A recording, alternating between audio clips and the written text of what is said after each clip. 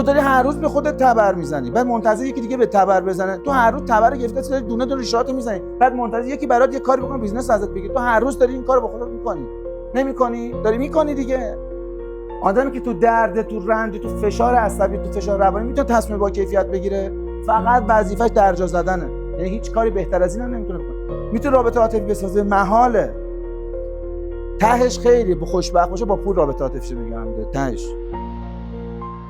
نقاب خوب بودن نتیجه مسئولیت پذیری بیش است. دستا بالا، یکی از دستاتون. یکی از دستاتون بالا.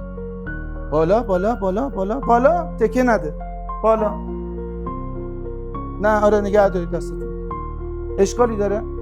این همه عمر یه دست و یه پای روانتون رو بالا نگه داشتید ندیدیدش چجوری در. یه دندون درد ساده میگیری شبا نمیتونید بخوابید. به نظر شما روان وقتی حالش بد میشه کجاش درد میگیره؟